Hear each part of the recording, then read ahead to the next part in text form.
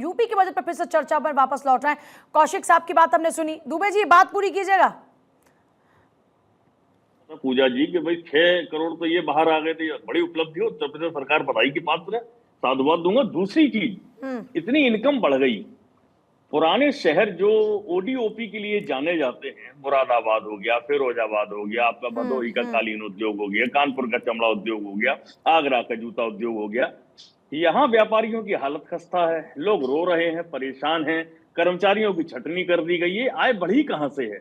क्या उत्तर प्रदेश में जो आजकल वो पेपर रोल बिकने लगा है और उसमें भर के जो पिया जाता है, उसका व्यापार पनप गया है? किस चीज के इससे धंधा बढ़ा कहां से है? दूसरी चीज, इन 10 वर्षों में मुझे एक चीज बता दीजिए कि माइक्रो स्केल इंडस्ट्री के लिए कितनी भूमि आवंटन की गई है, किस किस शहर में की गई? कोई आंकड़ा नहीं दे पाएंगे वित्त मंत्री जी, ना उद्योग मंत्री दे पाएंगे। कौन से आधार तो पर आप कह रहे हैं चर्चा होगी ना? किसान परेशान? अभी जब बजट पेश किया जा रहा है तो बजट पे चर्चा होगी, और बजट पे चर्चा में विपक्ष के पास मौका होगा कि बताइए साहब, जो दावे आप कर रहे हैं उसमें कितनी सच्चाई है।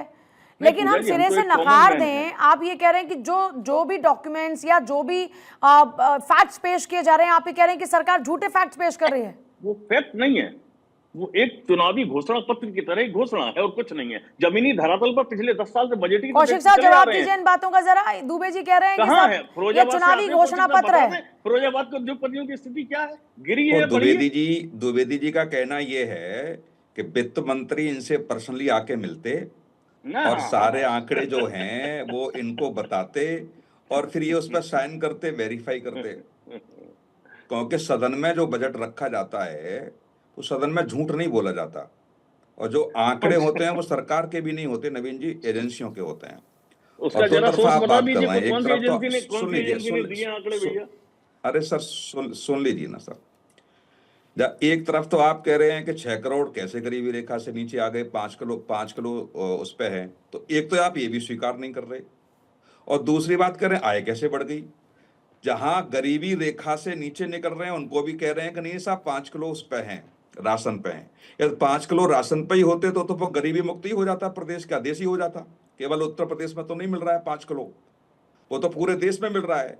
और पूरे देश में यदि यही होता नवीन जी, तो मुझे लगता है कि फिर तो भारत सरकार या प्रदेश सरकारें गरीबी मुक्त कर देती हैं कि साहब तो अब तो 10 किलो राशन, 15 किलो या 20 किलो जो मिल रहा है परिवारों को, अब गरीबी है ही नहीं। मैं जवाब दूंगा निश्चित तौर से जो जी नहीं, मैं ये कह रहा था, देखिए 6 करोड़ लोग गरीबी रेखा से बाहर आए, ये माननीय वित्त मंत्री जी ने कहा ना अपने उद्बोधन में। डेटा पर आपको भरोसा नहीं है? आप तो बहुत ज्ञाता है सर, आपको पता ही होगा बजट कैसे तैयार होता है, बजट का आधार क्या होता है। आपको भरोसा क्यों नहीं होता? अगर कुछ अच्छा हो बताया जाए तो कहते हैं कि साहब ये हकीकत नहीं है, और अगर कुछ ना बताया जाए तो कहते हो कि बताते नहीं है। नहीं, अब बोलने नहीं देंगे आप मुझे। सुन लीजिए, 6 करोड़ लोग अगर गरीबी रेखा से बाहर आए तो 82 करोड़ में 6 करोड़ घटेंगे ना। ये कब घटाई गई ये बता? 82 करोड़ को तो यथावत राशन जा रहा है। ये घटेंगे तब जब लोग, 82 करोड़ नहीं है, ये घटेंगे तब जब लोग खुद भी कहते सरेंडर करके कि साहब हम नहीं लेंगे फ्री का राशन।